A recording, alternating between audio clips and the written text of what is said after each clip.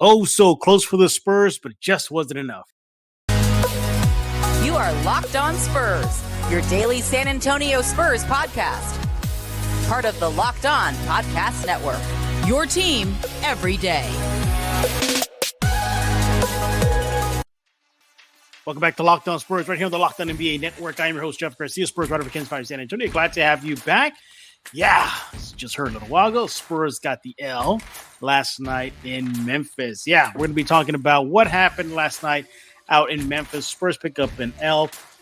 I know our guest is probably going to be okay with that considering their grand prize Wemby, but we'll get his thoughts on that. And we're going to be talking about the Alamo Dome game coming up this Friday. Everybody's excited. We're going to ask our guest if he is too. And thanks for making Locked On Spurs your first listen each and every day. We are free and available wherever we get podcasts. And this episode is brought to you by Prize Picks.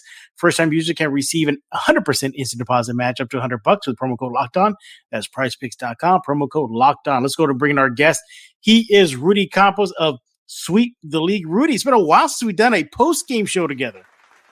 Yeah, I was actually wondering if I would ever be back for the post-game, shows with you, but I'm glad to be back, man. Yeah, it's just I got caught up with a few games that I met up with the Spurs on the East Coast swing. Just didn't have time, but we still made time for Rudy Campos to come on last week. So, Rudy, I got to ask you, what's better for you to come post game or during the day? Man, my work schedule during the day is kind of hectic, so I kind of like the post games. It's in the evening. I'm relaxed. I've got my late night cup of coffee, and it's a little bit better. But I'm game for either one. By the way, two things. One, are you feeling better? Yes, I'm not 100%. I'm like 96, 97% better. So I'm there. I'm right there. Is this a? I know this is not a Michael Jordan flu game. Is this a Frank Burkowski flu game? No, man. You know what? I think this is a tweak of the ankle type game where I'm 100% to play, but I'm gonna have I'm gonna struggle to get through it just a little bit. How about this? We'll put you on a minutes restriction. How's that? That sounds perfect. All right, we'll get Rudy out of here so he continue getting to feel better. And then second of all, I'm glad to hear that I'm not the only one who likes to drink coffee late at night. You're okay with it, right? I love coffee. I drink maybe 3 or 4 cups a day, so I love it. Yeah, my grandfather, when he was around still, he would drink coffee late at night. And I'm talking about midnight, 1 o'clock in the morning. I asked him what time. I go, Grandpa, doesn't that keep you up at night? He goes, no. He goes, it relaxes me. It calms me down. So I think it's just all in the mind, isn't it, Rudy? It is. It really is. For me, people say what keeps you awake. Actually, it helps me fall asleep for me. So it calms me down. Speaking of coffee, do you know Popovich does not drink coffee? I did not know that. That is a massive fact I did not know. Yeah, he said that before the game versus Memphis. He goes because they're talking about Taylor Jenkins, the ties to San Antonio, and supposedly Taylor Jenkins said how he first met Popovich was in the coffee break room with the Spurs. And that's what Pop says. Well, he goes, maybe I was there, but I don't drink coffee. So a little factoid you get to learn about the Spurs right here on Locked On Spurs. But again, make sure to follow Rudy on Twitter at Sweep the League. But let's get him out of here. He's still recovering from his sickness here. So, Rudy, overall thoughts? Spurs get the L out in Memphis, 121-113. Credit the Spurs. They put up a fight, didn't they? Yeah, they did. Actually, they played a good game. All 4 quarters they were in the game. I think the first quarter was the only one they were down by 10 at the end of the first quarter. But every other quarter after that, they were really competitive. They stayed in the game. Now, obviously, if John Morant plays, it's probably a bigger win for the Grizzlies. But considering the fact without John Morant and the Spurs missing their 2 best players in Keldon Johnson and Devin Vassell, they put up a really good fight. I have to applaud the performance tonight. Yes, good point. I think it'd be a big difference if John Morant was playing last night, and as well as for the Spurs if Vassell and KJ were playing. But this is a very big Memphis team, and I mean that literally, from Jaren Jackson to Desmond Bane. I mean, the guy, does he know he's supposed to not lift weights and be in the NBA? The guy's built like a tractor trailer. You got Steven Adams, who was a beast on the boards. Just this Grizzlies team, they're just a big team that can cause issues for any team, not just the Spurs, Rudy. Yeah, and what they really excel in is not only in the guard play, like you mentioned with Bane, Brooks, and as well as with John Morant, but they are so dominant down below with Jaren Jackson Jr. and Steven Adams. I mean, the biggest discrepancy that I'm going to get into later with the Spurs and Grizzlies game, it was a big difference. They clog up the lane. They make it so tough for guys to get to the basket. Almost like they make you become a jump shooting team, which is something that the Spurs are really not. So that's a real negative for the San Antonio Spurs when they have to be a jump shooting team. Absolutely. Right off the bat, look, the Spurs were down. They were down at half. They were down out the first quarter. But credit the Spurs. Usually when they're down, they tend to stay down. We don't see them put up 48 minutes of fight. Now, they were not 48 minutes of fight versus Memphis last night, but they put up enough fight in the second half to really put the scare in Memphis. They beat Memphis pretty much in that third quarter. Again, we'll get into those numbers later. But I guess what I'm going at here, Rudy, is that they didn't lay down and die. And that's what I like. They came back and really put a scare in Memphis. Yeah, they did. I'm not gonna lie. I was watching the game on my phone, and I thought, okay, it's pretty much over at halftime. But when they came back, had a 31-25 third quarter, I was like, okay, they're making a game out of it. We're seeing some promise out of the San Antonio Spurs, and they actually fought to the very end. I think it was Jaren Jackson Jr. that hit a three. And by the way, his jump shot is horrible. I mean, it's horrid. You would think it got better year after year, but it's a horrid jump shot. But he did make a three-pointer that was kind of the nail in the coffin for him. Yeah, what really helped San Antonio at least make it competitive and not just one-sided towards Memphis was that Memphis just couldn't make a free throw shot. We'll get into the numbers later, but they were missing free throws. The Spurs, to help keep them competitive, they went to the hack of Steven Adams, kind of sort of worked. Again, you just saw their defense kind of wither at the end, and just a lot of dumb turnovers. I mean, Malachi Branham turned over a costly one in the late in the game, would allow Dylan Brooks to go in for a bucket. Again, sloppy play bites the Spurs in the butt at the end, Rudy. Yeah, it's, I mean, I say it every single time, so people probably get tired of the same reference, but I mean, it's growing pains is what it is. I mean, a very young team that still is developing. So once they get more developed and they get under, they get the wheels turning, they get, everything just going perfect for them, then you'll see better performances out of them. But yeah, costly turnovers, especially in the games that are close, you got to take care of the ball. Yeah, and look, you got contributions for everybody. Again, this is a team that's down two of their heavy hitters, that's being San Antonio. But you had, 4 players in double figures for the starting unit, a couple of players off the bench in double figures. Nobody really did not impact the game. Now, you're big on the plus minus. You always talk about that on Locked On Spurs. But, for the most part, and the worst plus minus guy was, ironically, Trey Jones. But, overall, I guess what I'm trying to get at is with the unit that they have to go with, because they started Keita Bates-Diop, and when was the last time he played? He felt like he's just been gone for a while. They bring in Sohan, they bring in Bates-Diop, Pirtle, Jones, Langford. That starting unit is not too familiar, are they? No, I mean, starting KBD, which we haven't really seen much of lately, Langford in there as well. I mean, of course, you're missing Keldon, you're missing Devin. But those two guys getting the starting 5, it kind of showed a little bit. I honestly, to be honest with you, going into this game, I was hoping that Malachi would have got the start. He's played some really good ball this season for the Spurs, and I figured, no Ja Morant. Maybe Pop will give him an opportunity to start with the starting 5. Really good shooter and really aggressive on the basket. So I figured, he would be causing some problems for Desmond Bane and Dylan Brooks. But nonetheless, I mean, seeing Romeo Langford and Keita Bates-Diop in the starting lineup kind of surprised me. But you're right, man. I mean, these lineups are getting a little crazier, and you know what? It kind of worked a little bit tonight. I'm pretty surprised. Yeah, it almost worked. I mean, the Spurs actually, they erased a double-figure Memphis lead in the second half, and they actually took the lead over Memphis, and they looked like they were going to pull off somewhat of an upset. I get it. People will come back up and say, well, they didn't have Ja Morant. Well, Rudy would have said, well, we didn't have KJ and Devin, so how's that? But they looked like they were going to get there. It looks like the momentum was swinging another way, but again, those costly turnovers really, really hurt the Spurs towards the end. When we get back, we're going to look at the box score. I'm going to ask Rudy what stands out for him when he looked at those numbers.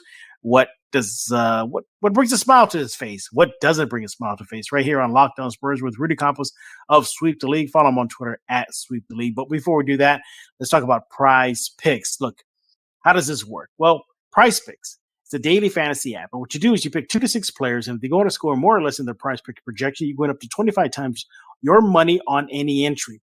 No competing against other people. It's just you versus the projections available. Prize Picks offer projections on any sport you watch. That includes NBA, NFL, MLB, NHL, PGA, college football, MMA, disc golf. Yes, I said disc golf, boxing, Eurobasket, cricket, and so much more.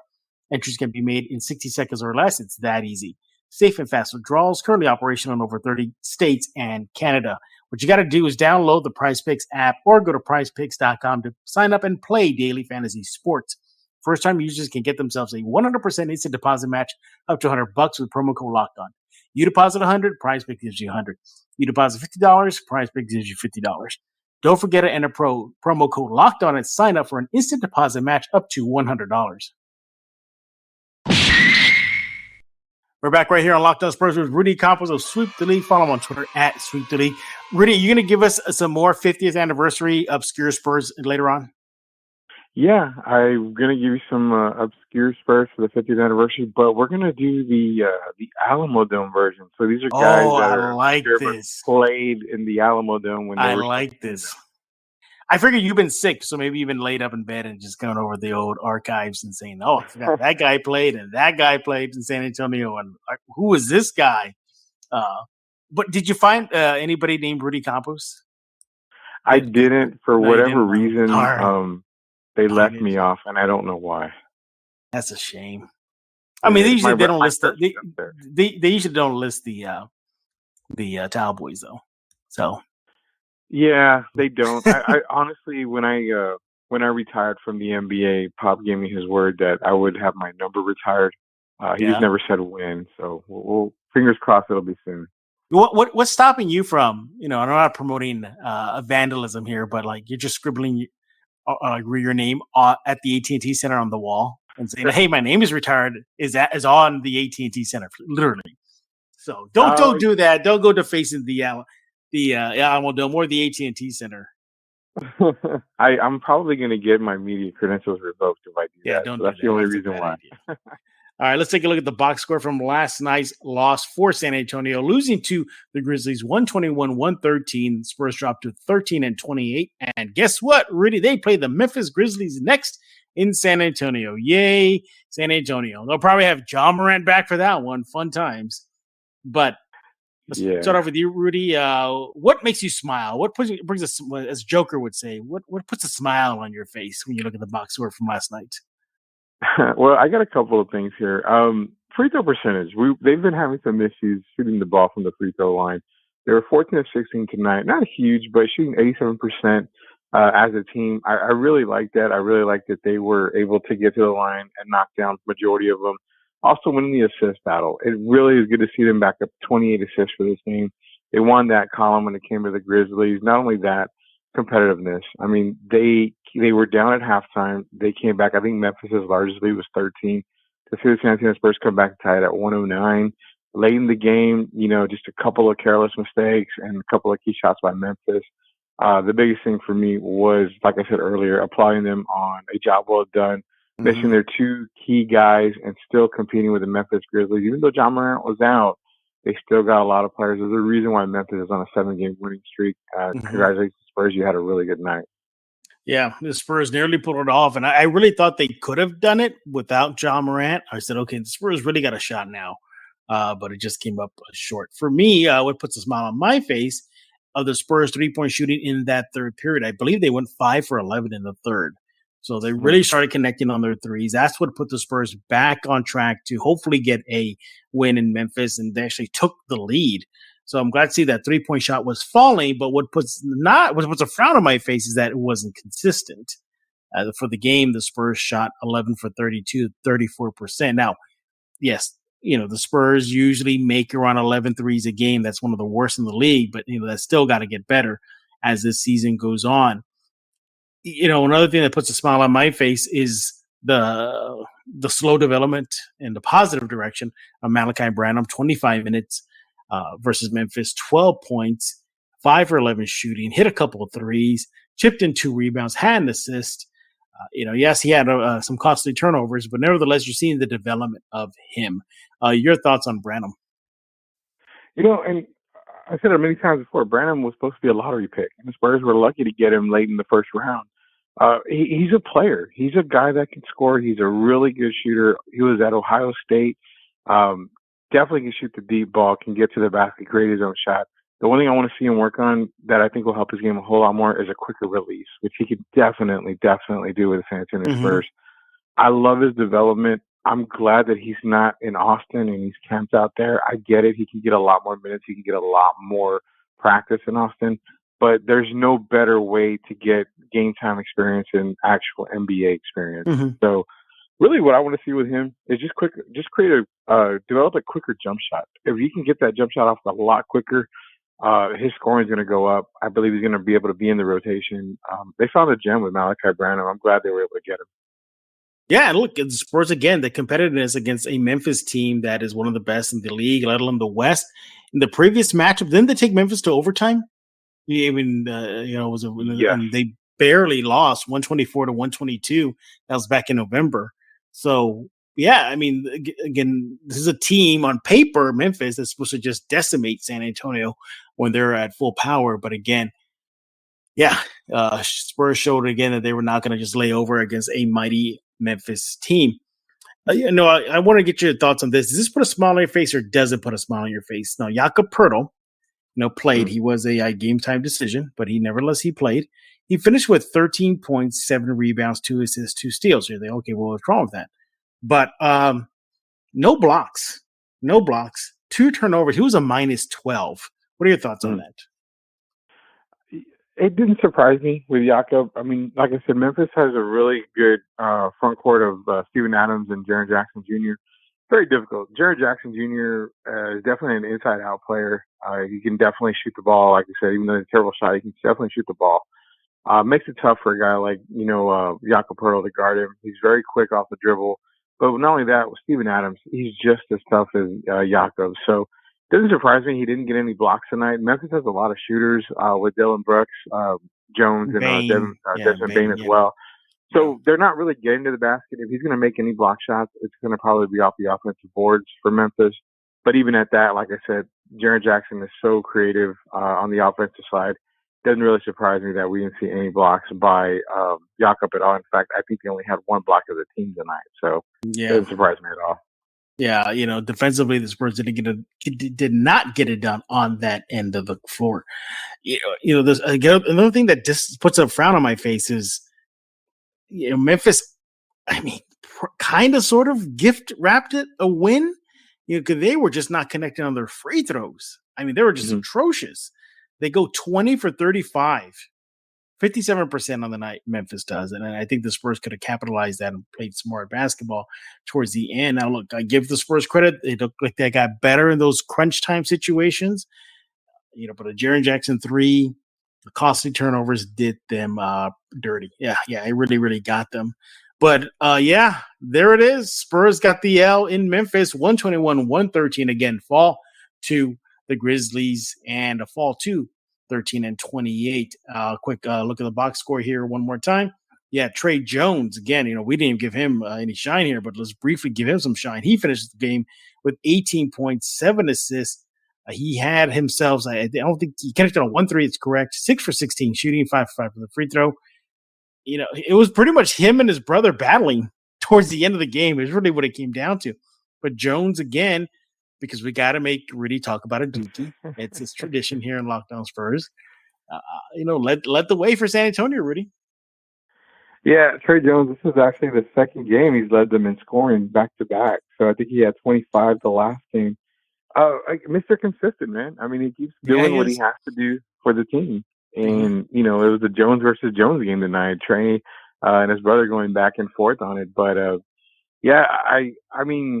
honestly, I've said it before, I'll say it again, unless you're getting Scoot Henderson, there's really no reason why you need to look anywhere else but, look at just Trey Jones as leading this team until Blake Wesley gets ready to come back. Absolutely. Yeah. By the way, you ever fall for this? Like just on paper, how I almost nearly identical Trey Jones and his brother Tyus Jones look. I mean, they look like mirror image of each other. It's like twins, right? Just right. It's like twins.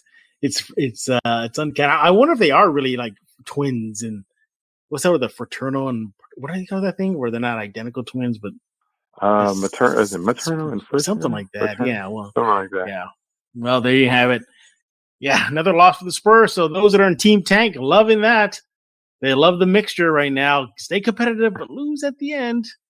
Yeah, well, if you're Team Tank, you definitely like this. When we get back, we're going to wrap up this episode of Locked On Spurs with Rudy Campos of Sweep the League. Talk about the big game this week. Spurs at the Alamo Dome once again. And wow, it's been a long time since they've been visiting their own stomping grounds. But before we do that, I want to talk to you about BetOnline. BetOnline.net is your number one spot for sports betting information, stats, news, and analysis. Get the latest odds and trends for every professional and amateur league out there, from pro football to basketball, NBA, World Cup, everything. They got it all over at betonline.net. If you love sports podcasts, you can find those as well at BetOnline. Hey, go there right now. Go find out which Spurs, if any, are in the NBA Most Improved Player Award race. Yeah, maybe you might like what you see, or maybe you not like what you see. Also, what are the Spurs odds to perhaps netting Wemby? Yeah, those tank odds. Go check it out at betonline.net. Always the fastest and easiest way to get your betting info. Head to the website today. Use your mobile device to learn more. BetOnline, it's where the game starts. And also want to talk to you about, well, that dreaded time again, tax season. It's back. Go to TurboTax and don't do your taxes. Meet with an expert who will do them for you. TurboTax experts can relieve you from the stresses of taxes and file them for you so you can, well, do not taxes. Show your eye things that are not taxes. Unpack a moving box of not taxes. Taste not taxes. Sing not taxes a lullaby. Hope not taxes. Sleep through the night. Grab a saddle and ride not taxes into the sunset. With TurboTax, an expert will do your taxes from start to finish, ensuring your taxes are done right, guaranteed, so you can relax. Feel good to be done with your taxes, doesn't it? Come to TurboTax and don't do your taxes. Visit TurboTax.com. Learn more. Intuit TurboTax. Full service products only. Video meeting while experts does your taxes required. See guarantee details at TurboTax.com/guarantees. And we're back right here with Locked On Spurs with Rudy Campos of Sweep the League, who is going to the Alamo Dome. Are you this week? As of right now, I should be there. Yeah, I'm planning to go. Yeah, I think the dome's going to fit the entire city of San Antonio, isn't it? I think so. I mean, it last feels I like heard it was what, 62,000? Yeah, they were close. They're close. At last check, they were, I think, about 5,000 tickets away from breaking the record. That should be sold by game time. I hope. At least a business should grab them, grab the rest. Like Sweep the League will buy 5,000 tickets? Sure, why not, right? And I'll also get that oceanfront property in Arizona too. Yeah, it should be a great game. It should be just a fun game, win or loss, for the Spurs. It'd be good. Now, the only gripe a lot of Spurs fans have is the court has been revealed. And it's the same court the Spurs have been using during Fiesta nights. It's not the 1990s throwback court. Even I was a bit surprised by that, Rudy. Man, yeah, I texted me bad. earlier about it, and I was like, why are they using that court? They need to go back to the original Alamo Dome court. Everything should have been original, in my opinion. Yeah, look, I get it. They're using the full dome, so the entire dome, none of this half a dome they did back in the day. Although a part of me wish they did do a half of the dome, like back in the 90s, so we can have the curtain. The curtain's not going to be there, at least as of this recording, unless the Spurs surprise everybody, like, hey, it's the curtain. But it's not going to be there. We're not going to get the portrait retired players. Remember the portrait players? Like this huge banners of portrait Gervin and James Silas, all those guys? Yeah, I remember that. And that's something, like I said, if you're going to go all out, go all out. I mean, let's be real, man. If you're going to open up the entire dome, great. Open up the entire dome. But give me another Alamo Dome game where we have the curtain, or we have the original Alamo Dome game. But nonetheless, I mean, hey, they want to break a record. They want to get the most fans in the dome. So by all means, do what you got to do. Yeah. Look, the videos been released of the time lapse of the court, but beyond that, you can see the configuration. It's not. They're not going to even raise the court like on a stage like they do for the NCAA tournament. It's going to be just Mhm. flat. So I think maybe it'll squeeze more people in. I get it, but imagine if you're sitting away at the nosebleeds and watching that game. How tiny is that court going to look? Oh man, I remember sitting in the nosebleed section at the Alamo Dome. It is so steep that I really didn't Mm-hmm. like it because it looked like you were gonna fall.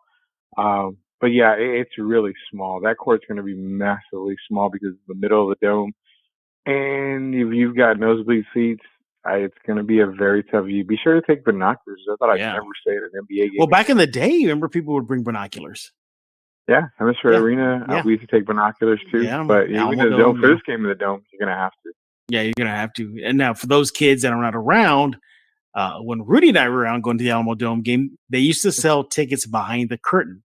So it was the version of the obstructed view games from the Hemisphere Arena where you sit behind a massive column. That was the Alamo Dome's version. They would have like a little bit more tickets just kind of behind the curtain, and they would sell those. I did that a couple of times. What about you? Yeah, I did that a couple of times. The curtain games is what I would call them. You know, they were relatively inexpensive, so if you wanted to go to the Spurs game, definitely go to that game. But I had the unfortunate of my first Chicago Bulls game in the Hemisphere Arena. My mom got us tickets, and of course, watching Jordan and Pippen, we were unfortunately behind one of the columns. Oh, see, I remember sitting behind the columns and my dad taking me, and I didn't mind because I would get extra treats, like maybe an extra soda. So I would buy another soda. You know, you're not going to pay attention to the game. I remember one of the last few games I went to at the Hemisphere Arena. The tickets were so cheap / give them away kind of style that I sat behind the Lakers bench, like right behind the Lakers bench. I think that was one of the last games I went to the Hemisphere Arena. I'm trying to rattle my brain of when the last time I went to an Alamo Dome game. I don't remember. I think it was during the 99 run. I think it was around that time. I think so. You know what? Mine, I remember, I know it was against the Charlotte Hornets. Yeah. And it was when Moses Malone was playing. Oh, man. And he hit a 3/4 of a shot from a court shot, basically, from the free throw line at the buzzer and nailed it. Wow. So that was the last game I attended, and that was actually the nosebleed section. So remember $5 tickets? Yeah, funny story. That same game is the last time I went because sitting in nosebleed, the lady above us fell down on top of me. Oh, get out. Yeah, no, she did. She slipped and fell on top of me, and my dad and my cousin, you know, caught me and held her back. If you've been in the dome, you can definitely tumble down. I remember one of the dome games I went to, a fight broke out between Rockets and Spurs fans. And I was at the height of the Rockets-Spurs rivalry. I remember a big fight broke out on the upper deck, and the police was security, I guess. I don't know if they're SAPD, but security was break them up. It was just a pocket, and the fight broke out. So my memories of the Alamo Dome, everybody. Rudy, it's your time to shine. Give us those obscure Spurs players for the 50th anniversary. So we've got a good amount. I went, did a little research, and I thought I'm going to get some names here for the 50th anniversary for the San Antonio Spurs, but about guys that have played in the Alamo Dome. So if you got to do your research, drop these names, look them up. I guarantee you they played during that time in the Alamo Dome. Let's talk about Monty Williams, man, Phoenix Suns head coach. Right. He was a Spur. Yes, sir. He definitely played in the Alamo Dome. How about we go with an old school guy, Cadillac Reagan Anderson, had a few years where he played in the Alamo Dome. Yes, sir. The big dog, the original big dog, Antoine Carr. Guys that want to remember an old name. Play. He was really good down below on the paint. Howard Isley and Jamie Fike. You remember those names? I do. No, that's a Howard Isley from the Jazz era? Like when he made his name with the Jazz? When he was big with the Jazz. His big time was with the Jazz. Smokes. I'm going to drop a name before I drop a couple more here that you got to remember. Okay. Julius Nwasu.